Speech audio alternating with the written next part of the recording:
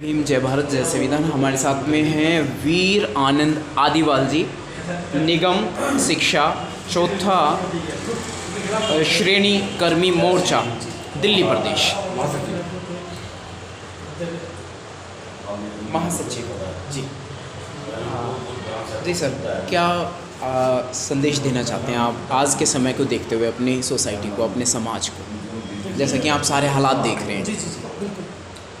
जैसे कि हमारे अशोक अज्ञानी जी आज वाल्मीकि आइडल चला रहे हैं, वाल्मीकि प्रतिभाओं को ऊपर उभारने के लिए स्पोर्ट्स में भी प्रोग्राम करा रहे हैं, बच्चों को शादी ब्याह सम्मेलन भी करवा रहे हैं जी। तो कुल मिलाते हुए उनको जितना ज्ञान है सर, जिस तरह से बाबा साहब अम्बेडकर को बहुत बड़े ज्ञानी थे, 36 भाषाओं का ज्ञान था, कितनी डिग्रियाँ थी उनके पास, तो इसी तरीके से अशोक अज्ञानी जी को भी काफ़ी ज्ञान उनके अंदर है और बाबा साहब के साथ बहुत शायद कुछ ऐसा काम कर रहे हैं।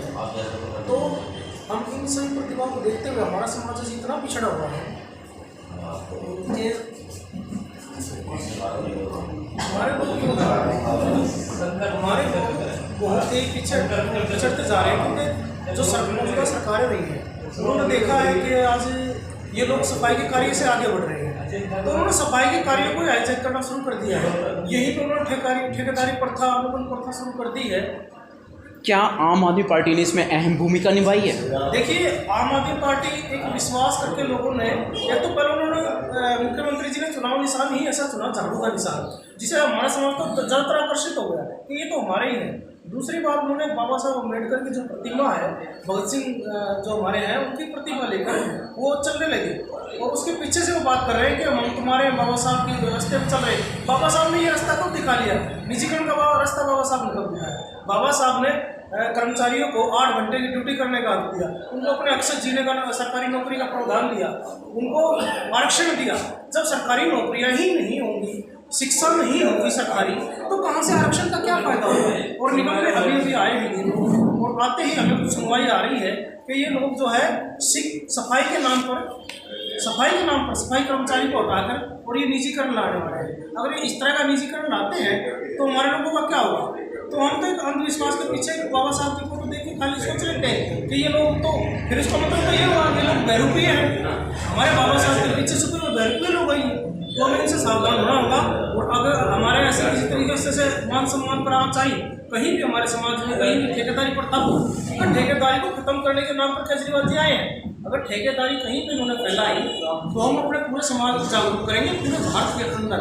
और हम अपने जो भी हमारे समाज के लोग हैं या हमारे एसटी के लोग हैं, चाहे हमें निर्दलीय लड़ाना पड़े या अपनी कोई भी पार्टी हो, हम उसका साथ देंगे। लेकिन किसी भी इस तरह के लोगों का हम वोट नहीं बहिष्कार करेंगे, चाहे वो कांग्रेस हो, चाहे बीजेपी हो, चाहे आम आदमी पार्टी हो, अन्य पार्टी हो। लेकिन हम उसमें ये देखेंगे कि हमारा आदमी कौन है, क्योंकि जब हमारी कोई बातें नहीं करेगा, हमारा हर तरीके से शोषण हो रहा है, हमारे बच्चों को शिक्षा के नाम पर पीछा रखा जा रहा है, हमारी जो आय के साधन है, स्रोत है, उनको बंद किया जा रहा है। क्या ये हम बंदूक खा रहे जो कुछ नाड़ों में घुस के सफाई करके उससे अगर आगे बढ़ रहे थे, या कोई चतुर्थ श्रेणी में लगे थे, कुछ भी कार्य करके हम लोग आगे बढ़ रहे थे, वो भी हम लोग भोजन नहीं हो रहा है, उसमें भी लोग नीचे करना शुरू कर दिया। कि आप सोचिए, अगर एक आदमी 3 आदमी लगाता है और 3 आदमी को उसकी 15-15 हज़ार की सैलरी है, और उसमें से भी ठेकेदार अगर उसको 9,000 रुपये देता है तो उसमें से बाकी खा जाता है, सरकार तो उसको पूरा पैसा दे रही है। तो सरकार कहीं ना वहीं पर 2 आदमी रख के अपने सरकारी और अपने तरीके से सरकारी काम क्यों नहीं कराती? ये बीच में ठेकेदारों को क्यों खिलाया जा रहा है? इसका एक कारण है सर। इसका कारण ये है कि ये इन लोगों के रिश्तेदार हैं, उनके भाई भतीजे हैं, इनके मामा चाचा जिनको ये ठेका देते हैं और उन्हीं ठेकों पर ये खाते हैं, इनकी जेब में भी जाता है, उनकी जेब, ये अपने परिवार का पालन पोषण कर रहे हैं। हमारे लोग अपने परिवार को सोच रहे हैं, वो लोग इन चीज़ों की बात नहीं कर रहे हैं। उनको खाली सीट मिल जाए, वो लोग वहाँ पर खड़े रह जाते हैं। जी, लॉकडाउन से जस्ट पहले की बात है, एक नोएडा सेक्टर 6 में और 7 में मैंने खुद एक कार्यक्रम मीडिया से अटेंड किया था। वहाँ पर कार्यक्रम क्या था, हमारे लोगों की एक शोषण हो रहा था, 7-8 हज़ार से नीचे उनको सैलरी मिल रही थी, कच्चा उनको कर रखा था, और वहाँ पूरा वाल्मीकि समाज सफाई कर्मचारी वहाँ इकट्ठा हुए थे, उसमें 2-4 गिनती के जनरल वाले भी थे। तो सफाई कर्मचारियों पर पुलिस का प्रहार हुआ और कुछ नाले में गिरे, कुछ भागे वहाँ से उस आंदोलन को ख़त्म करने के लिए। उसमें मेरा मोबाइल भी गिर के टूटा।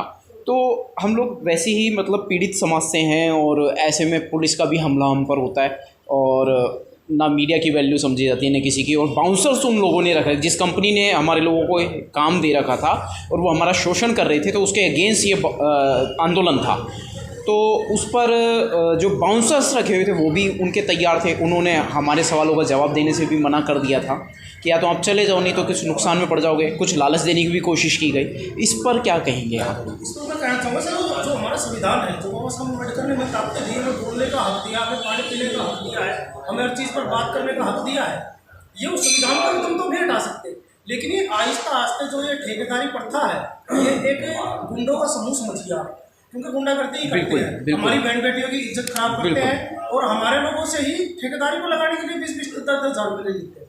अब गरीबी के कारण आदमी कार्य करता है, लेकिन ये लोग जो सरकारें हैं, इनको ये सोचना होगा, अगर ये इसी तरह से ठेकेदारी प्रथा लाती रही तो हमारा समाज इनको कोई भी वोट नहीं देगा। और ऐसा प्रचार हमारे जो संगठन है, हमारा एक संगठन है, हमारी दिल्ली में बहुत सारे संगठन हैं, तो सभी संगठन मिलकर इनको इनके जो आगे बढ़ने की प्रक्रिया है उसको हम रोकेंगे और इनको वोट बिल्कुल नहीं देंगे। आपकी और बहुत सारी इस समय आज ही के दिन की जो मुलाकातें हुई हैं और बातें हुई हैं आपकी हमारी, और उससे ये सामने आया है कि लगातार शोषण हो रहा है और जरा सी प्रोग्रेस होते ही जैसे ही हमारे लोग खाने कमाने लगते हैं तो उनको पूर्णतः ये मनुवादी सरकारें, मनुवादी लोग नियंत्रण में ले लेते हैं। तो हम क्या इसको सहते रहेंगे? कभी इसको क्रॉस करके आगे जाएंगे? जैसे आपने कहा कि अभी हम थोड़ा और इंतज़ार करेंगे, थोड़ा और मतलब सहन करेंगे। नहीं, देखिए हम सहन इसके पुरजोर विरोध में क्यों नहीं आते हमारे सभी लोग पीड़ित होने के बाद भी? हम समझ चुके हैं पूरी जो इनकी परिभाषा है, चाहे हमारे लिए कुछ भी करें, कुछ भी बढ़ के आ जाए, कोई भी भेज बढ़ के आ जाए,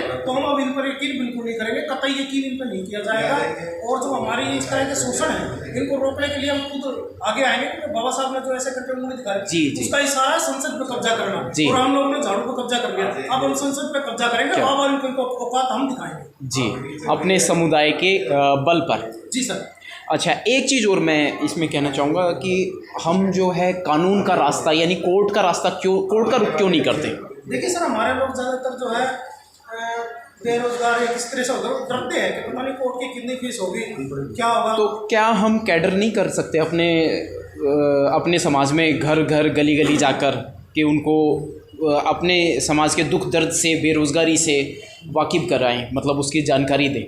जैसे जैसे अशोक ज्ञानी जी आगे इस रास्ते पर चल रहे हैं, इस ऐसे ही लोगों को जुड़ना होगा इनके साथ और जुड़कर इस कारवा को आगे बढ़ाना होगा, और इसी तरीके का कैंपेन चला के, और जो ये हमें ग्रोथ करने से रोकते हैं उस चीज़ को समझते हुए हमें आगे बढ़ना। एक चीज़ और मैं छोटी सी इसी कड़ी में, देर नहीं होगी कुछ ज़्यादा? सर बहुत देर हो गई है मेरे हिसाब से।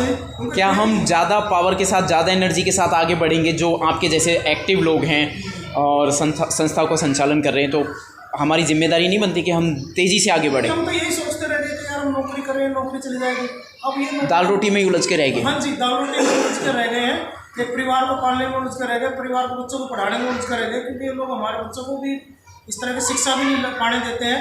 जहाँ इनका मौका लगता है, मैं खुद अंडर 14 नेशनल और हरियाणा की तरफ से क्रिकेट खेला हुआ हूँ, लेकिन उस टाइम मुझे बढ़ने नहीं दिया गया, तो जातिवाद के कारण मैं आज यहाँ सिपाही लगा। यानी आपको इस बात का पूरा परिचय है कि पूर्णतः जातिवाद भारत में आज भी है, जैसे आपने क्रिकेट की बात करी। मैं तो यही सोच रहा हूँ कि कास्ट टाइम अज्ञानी जी होते हैं शायद, तो मैं भी अब खेल पाता हूँ। बिल्कुल बिल्कुल, लेकिन आज भी देर नहीं हुई है, आज भी हम इस मुहिम में, इस कड़ी में जुड़ सकते हैं। वाल्मीकि क्रिकेट टाइगर्स टीम का गठन हो रहा है, जिसमें पूरे, ये नहीं सिर्फ वाल्मीकि आएंगे, पूरे SC/ST समुदाय के लोगों को अधिकार है यहाँ आने का। जिन्हें मौका मिल सकता है बच्चों को, उनको आगे बढ़ना चाहिए जी। और इसमें खेल कूद में जो भी इस तरह का, मैं तो भाग्यशाली हूँ, अगर इस तरह का भाग्य हमें प्राप्त होता सौभाग्य, तो हम जरूर कामयाब होते हैं। लेकिन बच्चों बहुत बहुत शुक्रिया सर, बहुत बहुत साधुवाद, आपसे बात करके बहुत अच्छा लगा, और दोबारा मुलाकात होगी। इन कड़ियों में हम आगे भी बात करेंगे मीडिया पर। जय भीम, जय भारत, जय संविधान, जय गुरुदेव वाल्मीकि जी।